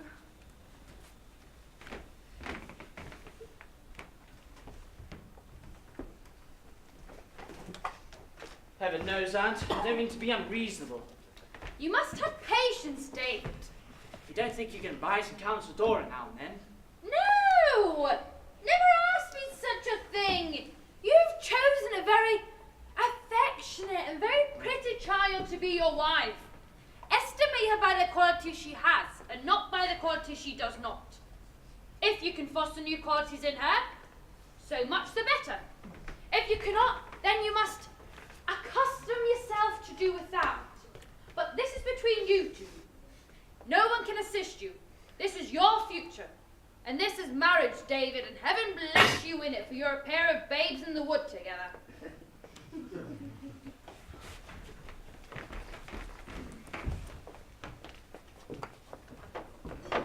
My love, I am sorry.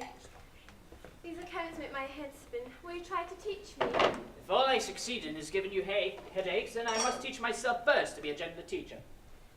But you can learn. You're a clever man. I'm just a child.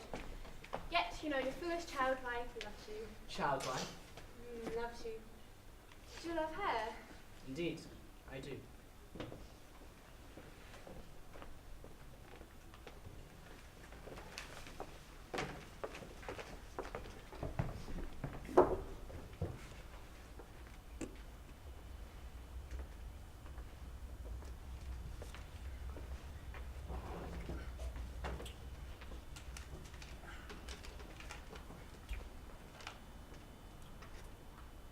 From Wilkins, Micawber, Canterbury, to Mr. David Copperfield.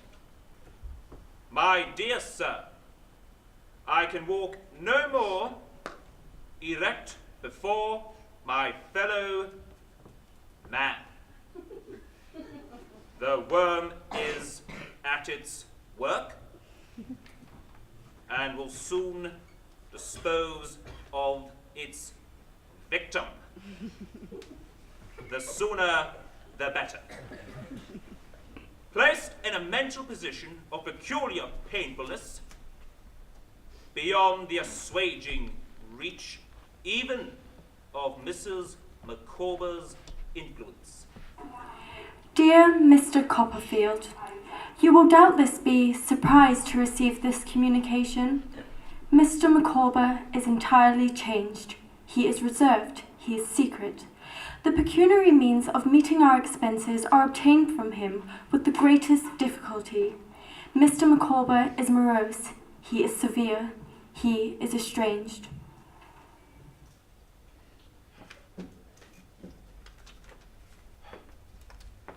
An ability exists on my part of wielding the thunderbolt, of directing the devouring and avenging flame, before I take leave of my sea of troubles forever.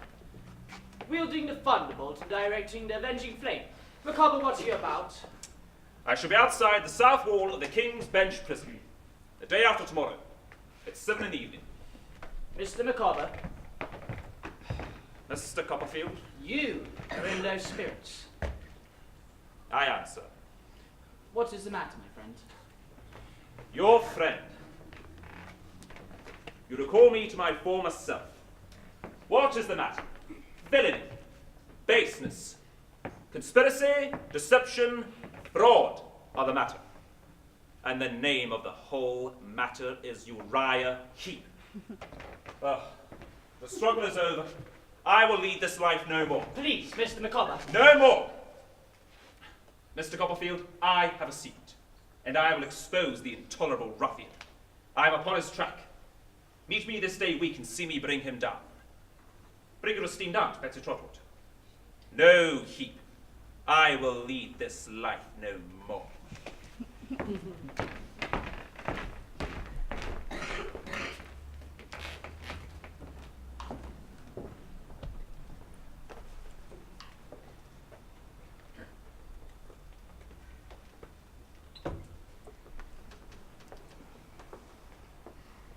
Do you think navy rum a ladylike drink? Not in the least.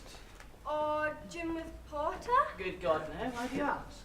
Well, I've been trying to keep up with the housekeeping accounts, and I find things like a quart of navy rum to Mrs. Copperfield Monday. Let me see. A quart of gin and cloves, Miss Copperfield Wednesday. 2 quarts rum and peppermint, Miss Copperfield Thursday.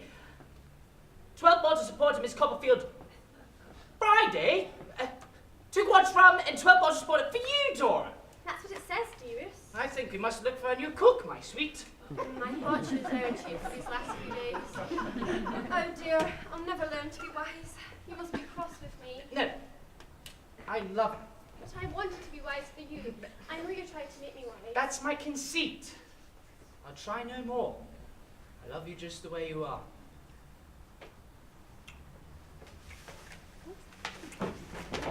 Oh, set me down, David! I'm sorry if I made you dizzy. Yes, you have.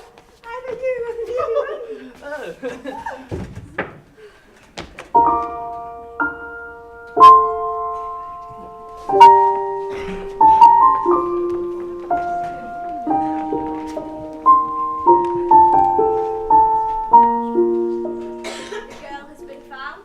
When my Emily was a child, she used to talk about those places where it was dark blue and shining in the sun. And I knowed in my mind he'd have taken her to those places. I knowed in my mind he'd have told her the wonders of them and how she was to be a lady there. So I went across Channel to France, and then to Switzerland, then into Italy. And I found her there. I found her deserted by your son. And I gave her my forgiveness. And my son? Your son? Your son is nought to me now that I have my little Emily once more. I heard your son's got a taste of the seafaring and that I taught him. And he's now a coast in Spain. And now I'm to see James Steerforth's fancy. She wishes you to know her innocent and abused. And that she sought no disaffection between you and your son.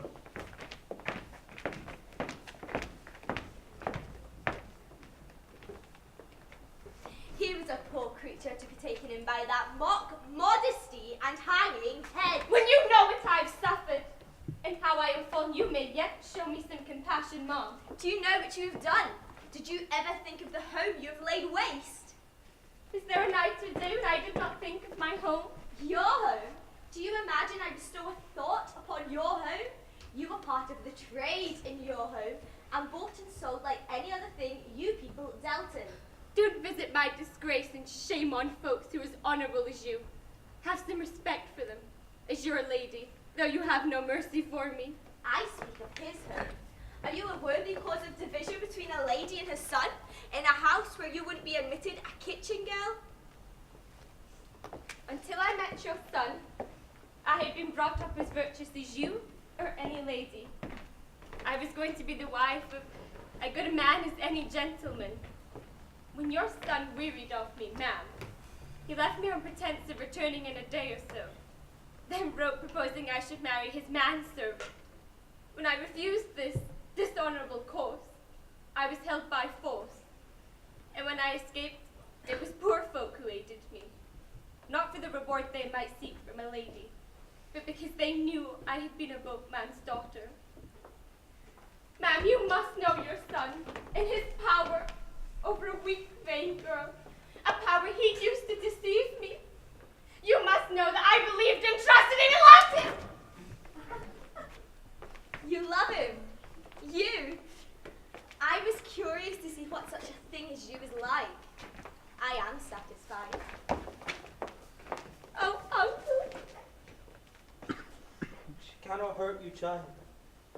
She cannot hurt you. She loves her son. She cannot bear what she has made him, nor can she look upon his handiwork. Come, let us go home.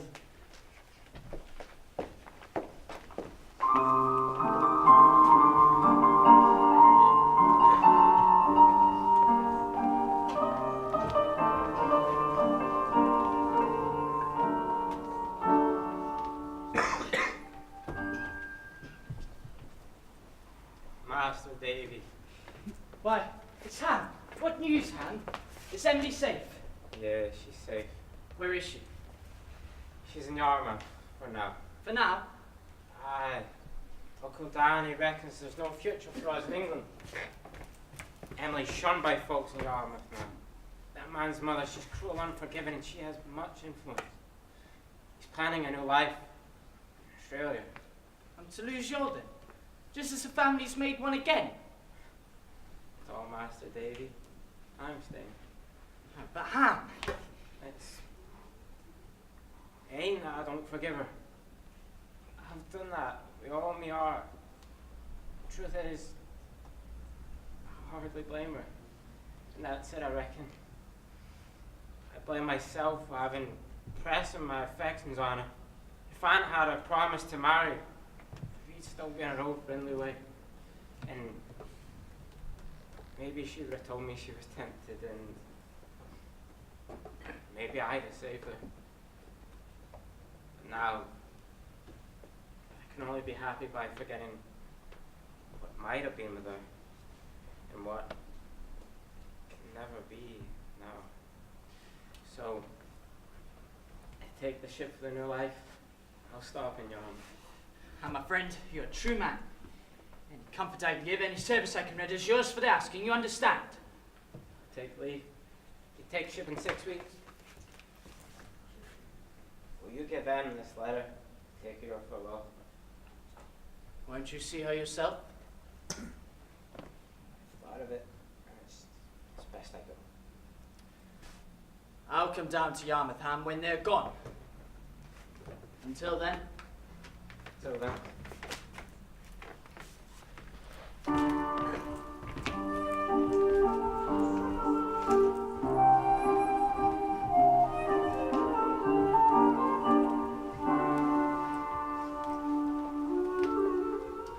Of course you feel tired, my dear, but in a few days you'll be running around as you used to. In the meantime, you must suffer to be pampered on by those that love you. I am being a silly little thing. No, you are not. Shall we sit here? Yes. Now, my little blossom, fussing over you is the merriest thing in our dull work-a-day lives. It's only for a little time. Let us have our fun. Where is David? Oh, he's downstairs preventing Mr. Micawber from disturbing your rest. Mr. Micawber wished me to attend the exposure of Uriah Heep's villainy. He's downstairs practicing his heroic indignation. I warned David that if he's to try and do away with himself, he's to keep the blood off the carpets. I thought Cobber's fun at bit, so you must go with him to struggle with Heep. Heep? What have I got to do with Uriah Heep? Let someone go in my stead. I can't leave you to entertain the fantasies of the theatrical Mr. Micawber. Forgive me, Aunt Betsy, it's Mr. Micawber. He wishes us to go to him without delay, but man is somewhat agitated. He has promised to erupt like a human Vesuvius. Tell Mr. Micawber that he's to delay his volcanic activities till he's out of the house. If you don't go witness the fun, I shall lead you such a life. I shall tease you and make myself so disagreeable you wish you'd gone and never come back. And I'm not really ill. Not really ill.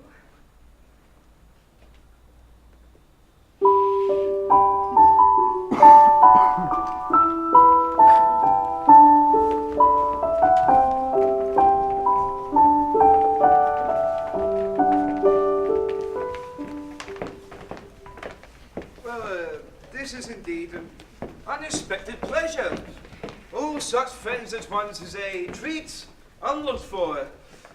Mr. Copperfield, I hope to see you well, sir, and if I may humbly express myself, so friendly towards them as is ever your friends. Don't wait, Micawber. Oh, I hope Mrs. Copperfield is getting better. We have been made quite uneasy here by the poor accounts we've had of her lately, I assure you. Don't wait, Micawber. And Miss Trotwood, things have changed in this office, Miss Trotwood, since I was but an humble clerk, but I am not changed, oh no, ma'am, I am not changed. Don't wait, Micawber. This gentleman, I'm afraid, is new to my acquaintance. Micawber, what are you waiting for? I told you not to wait, didn't you hear me? Yes. Then why do you wait? I choose to wait. Go along, you have to speak to him. If there is a scoundrel on this earth with whom I've already talked too much, that scoundrel's name is Heep. Oh, I see. This is a conspiracy. You have met here by appointment. Now, have a care, Copperfield. You'll make nothing of this. We understand each other, you and me. There is no love between us. You always were a proud puppy, and you envy me my rise, don't you? Plot against me, and I'll plot against you. Micawber, be off. I'll talk to you presently. I see a remarkable change in this fellow. Mr. Micawber, deal with him as he deserves. Oh, you are a precious set, ain't you? By my clerk to defame me with lies. My clerk is scum. As for you, Copperfield, before you took Miss Trotwood's charity, Miss Trotwood, have a care. You might be poorer still by one who knows too well your stock of savings, and won't know your story professionally for nothing, old lady. And, Miss Whitfield, if you love your father, don't join this guy against me. I'll ruin him if you do. Now, I have some of you under the harrow. Think twice before it goes over you. Micawber, I will crush you. A remarkable change. If you please, Mr. Copperfield, I appear before you to denounce the most consummate villain that has ever existed. I ask no consideration for myself, the victim, from my cradle of pecuniary liabilities, and who by then was driven into the service of this Heep. Heep and only Heep is the mainspring of that machine. Heep and only Heep is the forger and the cheat. What the devil is that, sir? It makes me the agent and friend of Mr. Whitfield, Mr. Heep. It gives me the power of attorney to act for him in all matters. He has drunk himself into a state of dotage that has been got from him by fraud. Most certainly. Something has been gotten by fraud. If you please, Mr. Micawber. The devil take you! Approach me again, you heap of infamy, And if your head is human, I'll break it. Come on, then. No? Then let us continue. He drew me inexorably into a web of emoluments and advances secured by IOUs and other legal instruments, till I depended entirely on his blighting favour. As I dwindled, peaked, and pined, he began to use me in the falsification of business and the mystification of Mr. Wakefield.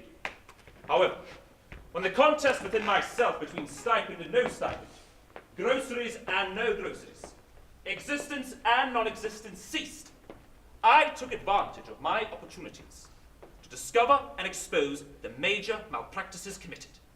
First, he, designedly perplexed and complicated the whole of our transacted business, induced Mr. Wakefield to empower him to draw sums from certain trust funds, and gave it the appearance of Mr. Wakefield's dishonesty. This is fanciful imagination. Second, he has systematically forged to various entries, books, and documents the signature of Mr. Wakefield. In my possession is this pocketbook, a pocketbook in which this he practiced his imitations of Mr. Wakefield's signature. There is no pocketbook. There is. Rescued from the office stove. Third and last, by falsifying accounts, by pretended borrowings at high interest, he induced Mr. Wakefield into a belief in impending bankruptcy, from which only he could save him, in exchange for which Mr. Wakefield relinquished his share of the partnership and placed himself entirely in the hands of the very man who had accomplished his destruction. That man is he. I can substantiate all these accusations. Let my debts overwhelm me. Let me sink beneath that flood with my ill-starred family. It may reasonably be supposed that the baby will be the first to expire, and the twins will follow next. So be it. I ask no more. Let it be in justice merely said of me as of a certain naval hero, that what I have done I did for England, home, and beauty. These signatures are very good, Mr. Heap. I should like to study them further. What do you want? Restoration, yes. Restoration of everything owed to Mr. Wakefield and Miss Trotwood, yes. Restoration. To the last farthing. I must have time to think. Certainly. Certainly, you must think, Mr. Heap. But until then, we will keep these accounts and the key to the safe. Oh, and you must keep to your room and communicate with no one. I won't do it. Well then, sir, it's Maidstone Jail for you. Mr. David, do go fetch a couple of officers. Come, sir. You know as well as I that you are finished. Copperfield, stop. Enough. You shall have what you want. Then, let us study these accounts together, sir. Gentlemen? Copperfield, I've always hated you. You've not started. You've always been against me. Micawber, wait! I'll pay you! Yes! My love! I will never desert you. Praise be to God, we are saved! Mr. Micawber, you shall fear poverty no longer. You have resolved your debt, and we shall not let you sink. Why, what care I for riches? I am restored to the confidence of my Emma. The veil that interposed between us is withdrawn. Now welcome poverty, welcome misery. Houselessness, hunger, rags, and beggary. Our mutual love sustains us to the end. Amen to that, Mr. Micawber, but you will find there is My no Emma. My Emma. Please excuse me, I must tell my father the cap from our lice is lifted. Of course, and I must go to my door. Run and tell her, David. So I will call tonight. Oh, and Agnes is safe, I fear for her so. Uriah, well, it's over, and your losses may be recovered, and what a tale we have for Dora. What a tale we have for little Dora. Don't wait for me, my dear. I wish to have a word with this extraordinary Mr. Micawber. My nephew tells me of the history of your past tribulations, and I know too well of your present heroism on behalf of others, which has precipitated fresh crisis. My nephew has also told me of some of his acquaintance to seek a new life and renewed opportunity. And it occurred to me, Mr. Micawber, have you ever turned your own thoughts to emigration? Madam, it was the dream of my youth, and the fallacious aspiration of my riper years. Why, what a thing it would be for yourself and for your family if you were to emigrate now. Capital, madam, capital. I have no capital. Capital? But you have done us such a great deal of service. What could we do that could be half as good as to find you a new capital? I could not possibly accept such a gift. No? However, if a sufficient sum could be advanced, say 5% interest per annum, upon my personal liability, say by notes of hand at 12, 18, and 24 months respectively, to allow time for something to turn up. Could be advanced, can be, shall be, on any terms. We could sail with the friends of Mr. Copperfield. We might be of support and assistance to one another. Australia. A question arises. Are the circumstances of Australia such that a man of Mr. Micawber's abilities would have a fair chance rising in the social scale? I will not say aspire to be governor. No better earning for a man who conducts himself well and is industrious. Conducts himself well and is industrious. It is evident to me that, for Mr. Micawber, the legitimate sphere of action is nowhere else but Australia. Under these circumstances, it is the land, the only land for me and my family. Madam, I accept. Come, my life. Let us fix our gaze in the far horizon and prepare to launch our frail canoe on the ocean of enterprise. Madam, we take our leave.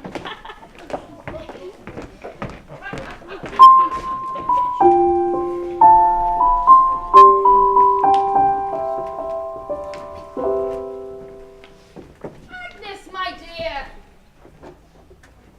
My boy? Dora's very unwell, Miss Trotwood. The doctor said a few days more. I thought at first she meant till she was well again. Oh, Aunt Betsy, you have your house in Dover again. I wish I'd seen you there with Davy, chasing donkeys and flying kites. David never did take me to Yarmouth, or the Peggotty's boathouse, or that bottle place you worked, or that horrible school where you were born. Remember all those places where we were a happy couple, and met and walked and talked in secret, and pretended to look for my dog in the shrubberies. What happy days we had together, such happy days. We'll never forget them. I'll never forget them. Those happy days we pretended to look for your dog in the shrubbery. You must think of me a child again, but I don't care. I'm going to run and skip and be a silly child wife forever. I am so happy I'll never grow up. I've tried to resign myself, to console myself, but what I cannot settle as the end must come. I hold a hand in mine still.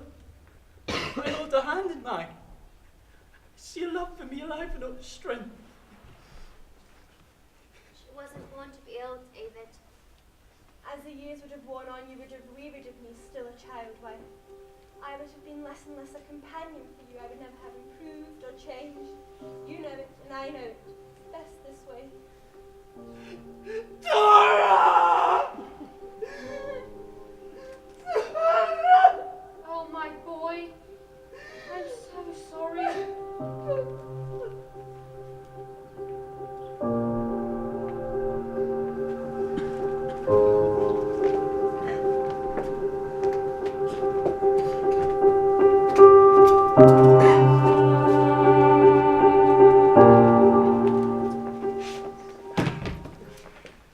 The luxuries of the old country we abandon. In the land of the free, the denizens of the forest cannot expect to participate in refinement. I hope to hear from you, Mr. Micawber, whenever you have the opportunity of writing. Heaven please. There will be many opportunities. Porpoises and dolphins, I believe, will frequently be observed athwart our bows. In either starboard or larboard, objects of interest will continually be described. In short, I will write. We shall not forget the parent tree when our race attains eminence and fortune. We shall recall Britannia. I am bound to say, my dear, Britannia has never done much for me. And calling her to mind may not be my first wish. You do not know your power, Micawber.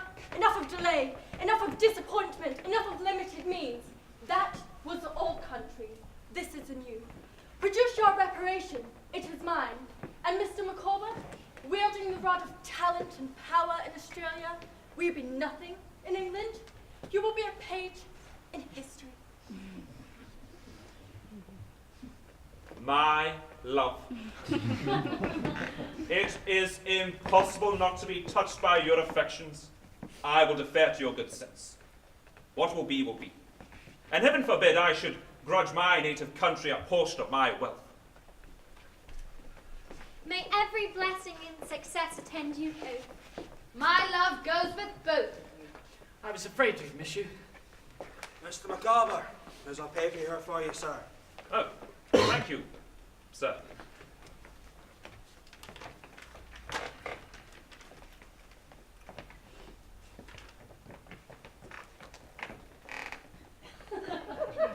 Ah!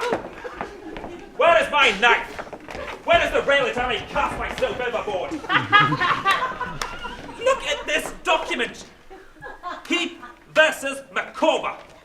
Even now he reclaims the debts he trapped me into. Am I to see after all my family cast into the parish workhouse? No, sir. It is paid. Paid? Aye, sir. I settled it with the officer. I reckon you would not wish to be troubled by such business at this time. Well done, Mr. Peggotty. Mr. Peggotty, I have a letter for you. Let me make up the sum. Mr. Peggotty, sir, you overwhelm me. I am forever in your debt, and I hope forever your friend. Oh, well then, I will never desert you. Now, Master Davy, time for that final word. Ham's letter for Emily. I'll give it to her once we set sail. Now, she begs you don't seek her now, and that you remember her the way you were when you were children. She prays for you in your sorrow, and she will not stop doing so till the day she dies. And she gives you her blessing. As I give you mine. Heaven bless you. You're the best of men. Your hand, Master Davy, your hand. Then we are away. Farewell. Farewell all, and farewell England. To the new life! To the new life! God bless them all! And God bless you, David. I can say I've gone forever, and I alone left behind. I know of another lonely heart. My mind runs constantly on him. Ham in his misery and solitude. I think I'll go down to Yarmouth.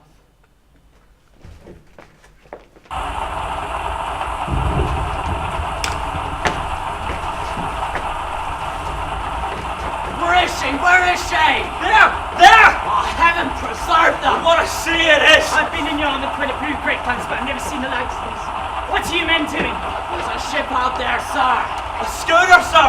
A little board schooner got a broken broadside on by the waves! Oh, God, look!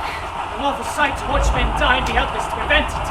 There's a man! There's a man still at the masthead! Come, shipmates. There's still a chance to save him. Ham, stop or you'd sink! Look at the sea! There is nothing you can do to save this man! Master Davies, that you under that rope. Ham, for good! Stop or you'd sink! Trying to save a poor soul like clinging, like a limping on the mast of that foundering craft. If I guess it before it breaks, reckon there's a chance we'll live to tell the tale. You cannot go! You cannot let them do this! This place suicide! Be easy, day before. If my time has come, it has come. If I ain't, I'll bide it. Come, mates, make ready.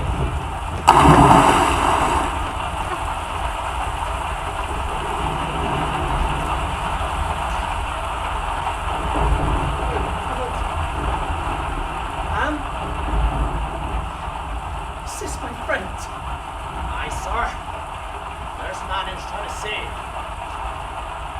Steerforth? Ham, my silent, true, noble friend. You died for Steerforth!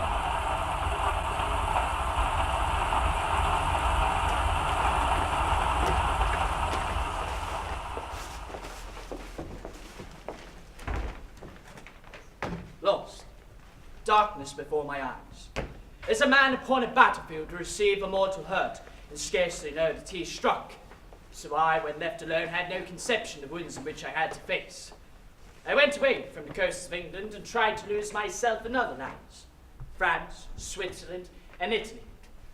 Alone amongst the stillness of the mountain, the peace, the serenity of nature spoken to me, awakened some long-forgotten sense of beauty in my breast. I began to weep once commenced. I wept as I had not done since Dorotide, and doing so found it clear. A letter came from Agnes. My dearest David, I give you no advice, I urge no duty on you. I know that in the end you will turn affliction to good. I know that you will labor on. I know that in your sorrow you will find your strength. I commend you to God and assure you that my affection will be with you wherever you may be. Dear Agnes, I've been so in need of that letter. Oh, Agnes, my beloved friend, the night is passing my mind. My grief shall not overwhelm me. Rather shall I make it the wellspring of a worthy future. I began to write. The story grew. Young Copperfield, you shall be our chief storyteller. Tomorrow Master Davy will stow your gear, and Emily will show you around. Mr. Copperfield, my little dog Jip has run off. Would you help me look for him? I think he may be in the shrubbery. And Davy's grown into a man. A new name goes to new life. We shall make our young David a proper gentleman. What do you say to that? My book was published, and I acquired a reputation as an author. Months slipped into years, and I soon grew into an established and successful novelist. Agnes wrote to me of a pride of my achievement. I wrote to her that it was she who inspired me. Agnes, I can't say at what time I began to think of Agnes. Had I declared her my sister, and in my innocence sacrificed what? What sacrifice had I required her to make? What could I do now to cancel the mistakes of the past? And might this present yet be another error? If I am not mistaken, if I retrieve feelings that do not return to me in equal measure, I shall have set a wall between us. Agnes will never be mine, but I'll never banish myself forever from her side. It is time to go home. Well, David, do you find much has changed? Only that you wear spectacles now, Aunt. Mr. Wigfield, you find has changed. A white-haired old man, though a better man, a reclaimed man. The influence of Agnes. When are you going to see them? You will find she is as beautiful and as earnest as she always has been. Is Agnes any what? Any lover, Aunt? A score? I'm sure she's been married 20 times since you've been away, David. But she hasn't. I think she has one particular attachment, David. A particular attachment that we think she should marry. Mr. Dick, we mustn't be ruled by suspicion. There's not a conversation we wish to speak. Come. No doubt she will tell me. Tell you what, David. Dear Agnes, the happiness is to see you once again. And I rejoice in seeing you, my famous author. You must tell me what it's like to be so grand. So true, so good, so beautiful, so dear to me. I tried to thank you, to bless you, to say I love, damn it. I'm struck down. Tell me, what's been happening to you? Papa is well. Our home is restored to us. Our anxieties are at rest. I teach my girls. We live quietly. Knowing that, you know all. Oh, there's nothing else, sister? David, Yes? do you plan on staying in England or going abroad again? What does my sister say to my going abroad? I hope you do not. And I have no such intention. I'm so pleased.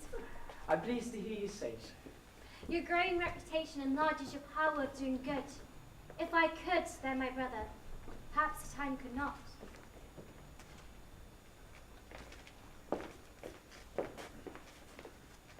Well, child.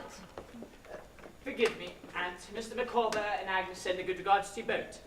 I have some work to do. Forgive me if I retire to my books.